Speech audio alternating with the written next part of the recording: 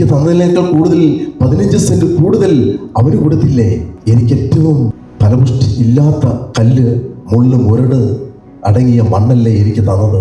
എനിക്ക് സ്വല്പം കൂടി വാല്യുള്ള മണ്ണ്, മൂല്യമുള്ള മണ്ണ് തരാമായിരുന്നല്ലോ എന്നൊക്കെ പറയുന്നത് നമ്മുടെ കുടുംബങ്ങളിൽ പലപ്പോഴും നമ്മൾ കേൾക്കാറുണ്ട്.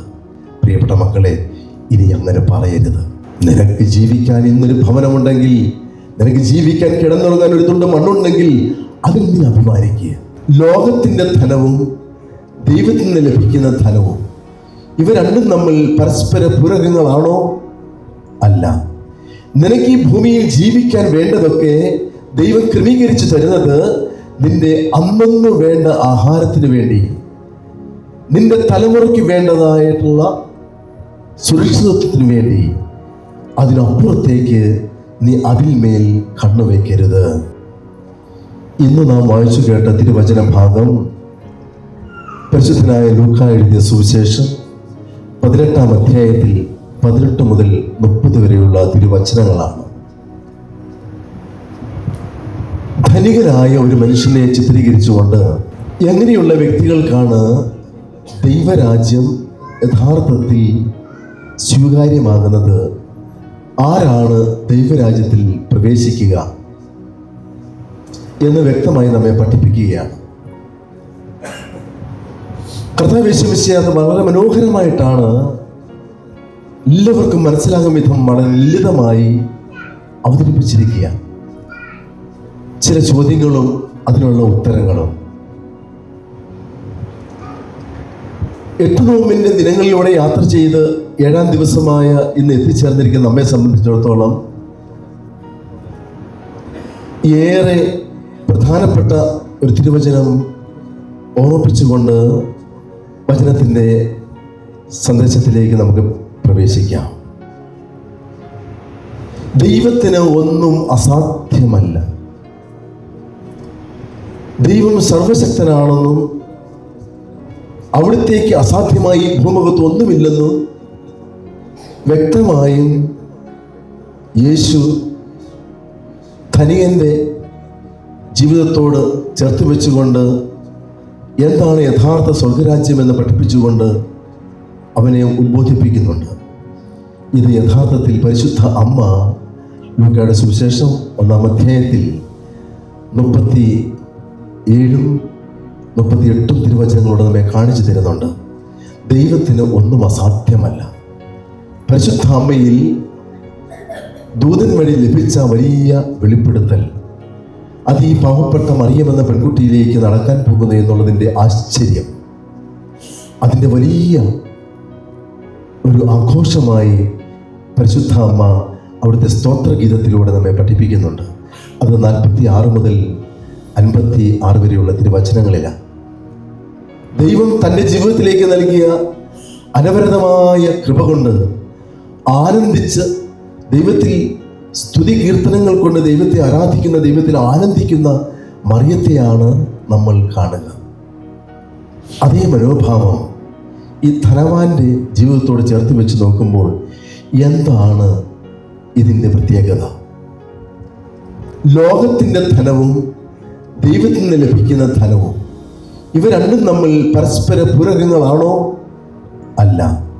നിനക്ക് ഈ ഭൂമിയിൽ ജീവിക്കാൻ വേണ്ടതൊക്കെ ദൈവം ക്രമീകരിച്ചു തരുന്നത് നിന്റെ അന്നു വേണ്ട ആഹാരത്തിന് വേണ്ടി, നിന്റെ തലമുറയ്ക്ക് വേണ്ടതായിട്ടുള്ള സുരക്ഷിതത്വത്തിന് വേണ്ടി. അതിനപ്പുറത്തേക്ക് നീ അതിന്മേൽ കണ്ണുവയ്ക്കരുത്. അന്നയും യോവാക്യമും പരിശുദ്ധ അമ്മയെ വളർത്തിയത് ഈ കാഴ്ചപ്പാടോടു കൂടിയാണ്. അവളെ എന്നും ദേവാലയത്തിൽ കൊണ്ടുപോവുകയും ദൈവസമക്ഷം സമർപ്പിച്ചുകൊണ്ട് ദൈവത്തെ സ്തുതിക്കാൻ അവളെ പഠിപ്പിക്കുകയും ചെയ്ത ഉത്തമ മാതൃക നൽകിയ മാതാപിതാക്കളാണ് പരിശുദ്ധ അമ്മയുടെ അപ്പനും അമ്മയുമായ അന്നയും യോവാക്യമും. ഇത് കണ്ടു വളർന്ന മറിയം അവൾക്കൊരു കാലത്തും ഈ ഭൂമുഖത്തേക്ക് നോക്കുമ്പോൾ അവളെ ആകർഷിക്കുന്ന വിധത്തിൽ ഈ ലോകത്തെ വീണ്ടെടുക്കാൻ വേണ്ടി, അല്ലെങ്കിൽ ഈ ലോകത്തെ വെട്ടിപ്പിടിക്കുന്നതിന് വേണ്ടി ഈ ഭൂമുഖത്തുള്ള സുഖസൗകര്യങ്ങളിലേക്ക് വീണു പോകണമെന്നുള്ളൊരു ആഗ്രഹത്തെക്കാൾ ഉപരി മഹത്തായ ദൈവസമ്പാദനം എന്ന പുണ്യത്തിലേക്ക് അവൾ വളർന്നു വന്നു. ഈ ധനവാന്റെ കാര്യത്തിൽ ഈശോ വ്യക്തമായി കാണിച്ചു തരുന്നു, അവന് അധികം ധനമുണ്ടായിരുന്നത് കൊണ്ട് അവന് വ്യസനിച്ചു പോയി, ദുഃഖിച്ചു പോയി. നീ ഇതെല്ലാം വിറ്റ് ദരിദ്രർക്ക് കൊടുക്കാനാണ് അവനോട് പറഞ്ഞത്. 17-ാമത്തെ തിരുവചനത്തിലൂടെ അവൻ നീരസപ്പെട്ട് പിറകോട്ട് പോയി. എന്താണ്? അവന് സ്വത്തുണ്ട്, അനേകം മടങ്ങ് ധനത്തിൻ്റെ വലിയ ആനന്ദത്തിൽ ജീവിക്കുന്നവനാണ്. എന്നിരുന്നാലും അവന് അതിൽ നിന്നൊക്കെ വിമുക്തി നേടാമായിരുന്നു. പക്ഷേ അതിലവൻ മതിമറന്ന് ജീവിച്ചു പോയി. അതില്ലാതെ ജീവിക്കാൻ പറ്റുകയില്ല എന്നുള്ള ഒരു ബോധ്യം അവനെ നയിക്കുകയാണ്. എനിക്ക് ഈ സ്വത്തില്ലാതെ, എനിക്ക് ഈ പറയുന്ന സമ്പത്തില്ലാതെ, ഞാൻ നേടിയെടുത്ത ഈ സുഖസൗകര്യങ്ങളൊന്നും കൂടാതെ എനിക്ക് മുന്നോട്ട് ഒരു നിമിഷം പോലും ജീവിക്കാൻ പറ്റുകയില്ല എന്നുള്ള ഒരു മിഥ്യാബോധം, സത്യവിശ്വാസത്തിനെതിരായിട്ടുള്ള ഒരു ബോധ്യം അവനെ വളർത്തി. അതാണ് ഈശോ പറഞ്ഞപ്പോൾ അവൻ വ്യസനിച്ചത്. ഈശോ പറയുകയാണ്, അതല്ല വേണ്ടത്. നീ ജീവിക്കാൻ നിനക്കൊരു ഭവനമുണ്ട്, നിനക്ക് ആസ്വദിക്കാൻ നിനക്ക് സമ്പത്തുണ്ട്, എല്ലാം ശരി.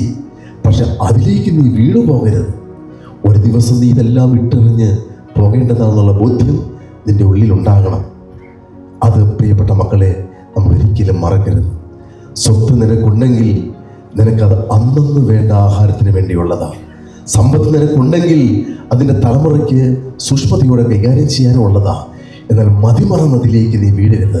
പലപ്പോഴും പല കുടുംബങ്ങളിലും പല കാര്യങ്ങളിലും സംസാരിക്കുമ്പോൾ, വീതം വയ്ക്കുമ്പോഴും സ്വത്തിൻ്റെ ഭാഗം വയ്ക്കുമ്പോഴൊക്കെ പറയുന്നത് കേൾക്കാറുണ്ട്, നീ നല്ലത് അവന് കൊടുത്തില്ലേ, അപ്പൻ നല്ലത് അവർക്ക് കൊടുത്തില്ലേ, എനിക്ക് തന്നതിനേക്കാൾ കൂടുതൽ 15 സെന്റ് കൂടുതൽ അവന് കൊടുത്തില്ലേ, എനിക്കേറ്റവും ഫലപുഷ്ടി ഇല്ലാത്ത കല്ല്, മുള്ള്, മുരട് അടങ്ങിയ മണ്ണല്ലേ എനിക്ക് തന്നത്, എനിക്ക് സ്വല്പം കൂടി വാല്യുള്ള മണ്ണ്, മൂല്യമുള്ള മണ്ണ് തരാമായിരുന്നല്ലോ എന്നൊക്കെ പറയുന്നത് നമ്മുടെ കുടുംബങ്ങളിൽ പലപ്പോഴും നമ്മൾ കേൾക്കാറുണ്ട്.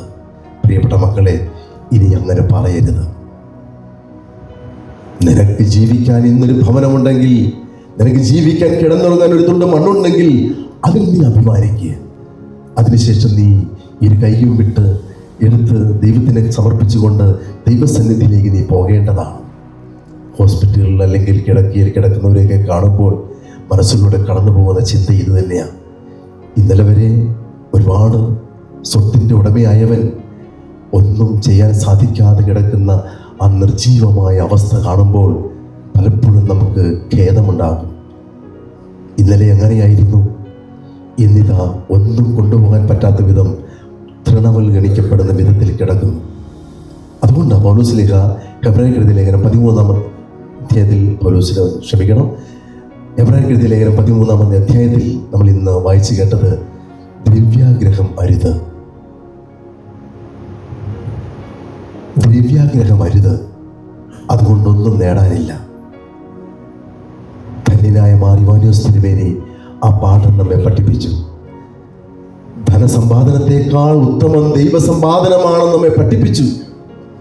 അറാന്നിയിലെ മുണ്ടമ്പലയിൽ നിന്നും ഇറങ്ങിപ്പോരാൻ അനേകം അനർഘ സ്വത്തിന് അവകാശമായി തീരേണ്ടവൻ അതെല്ലാം വിട്ട് ഇറങ്ങിപ്പോരാൻ തക്ക വിധമുള്ള ദാരിദ്ര്യത്തിൻ്റെ, ദൈവസമ്പാദനത്തിൻ്റെ ഉച്ചസ്ഥായിലേക്ക് ചിന്തകളെ ഉയർത്തിയവൻ ആ മല വിട്ടിറങ്ങുമ്പോൾ ഇന്നത്തെ വചനത്തിൻ്റെ യഥാർത്ഥ സന്ദേശം നമ്മെ പഠിപ്പിക്കുക.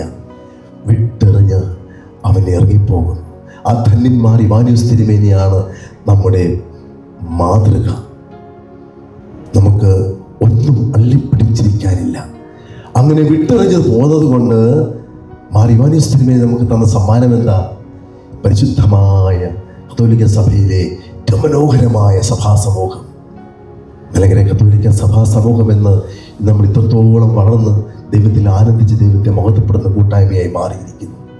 അത് ഒരേയൊരു കാരണമാണ്, ഏതാണ് നല്ലതെന്ന് തിരിച്ചറിയാനുള്ള ദീർഘവീക്ഷണവും വിവേചന അധികാരവും ദൈവത്തിൽ നിന്ന് ലഭിച്ച കൃപയും ഒന്നുകൊണ്ട് മാത്രമാണ് ശ്രേഷ്ഠാചാര്യനായ ധന്യൻ മാർ ഇവാനിയോസ് തിരുമേനി ഇപ്രകാരം ആ സ്വത്തിൽ നിന്നും കൈയെടുത്തു മാറ്റി ദൈവത്തിൻ്റെ കരങ്ങളിലേക്ക് വെച്ചു കൊടുത്തത്. ദൈവസമ്പാദനം പൂർണ്ണമായും അത് സമർപ്പിച്ചുകൊണ്ട് ഏറ്റെടുത്തപ്പോൾ വചനത്തിൻ്റെ ഏറ്റവും അവസാനം നമ്മൾ വായിച്ചു കേട്ട തിരുവചനം അർത്ഥവത്തായി. എല്ലാം ഉപേക്ഷിച്ചവർക്ക്, മാതാവിനെയും പിതാവിനെയും ഭാര്യയെയും ഭർത്താവിനെയും എന്ന് വേണ്ട സകലതും ഉപേക്ഷിച്ചവർക്ക് ഇവിടെ വെച്ച് തന്നെ അനേക മടങ്ങ് നൽകി. പിന്നെ വരാനിരിക്കുന്ന കാലത്ത് നിത്യജീവനും. ആ സ്വർഗീയ സമ്മാനമാണ് പ്രിയപ്പെട്ട മക്കളെ നമുക്ക് വേണ്ടത്. നിത്യജീവൻ ഇല്ലാതെ നമ്മൾ എന്തിനു ജീവിക്കണം? അതുകൊണ്ട് ഈ വിശുദ്ധ ബലി നമുക്ക് പ്രാർത്ഥിക്കാം. ദൈവമേ, എൻ്റെ സ്വത്തിനോടും എൻ്റെ സമ്പത്തിനോടും അമിതമായ ആഹ്ലാദവും അമിതമായ ആഗ്രഹവും വ്യർത്ഥമായ വ്യഗ്രചിന്തയും തരാതെ നിന്റെ കൃപ കൊണ്ട് ജീവിതത്തെ ധന്യമാക്കണമേ എന്ന് പ്രാർത്ഥിച്ചുകൊണ്ട് ഈ ബലി നമുക്ക് പൂർത്തിയാക്കാം. പരിശുദ്ധ അമ്മയുടെ ഈ വിമല ഹൃദയത്തിന് നമ്മെ സമർപ്പിക്കാം.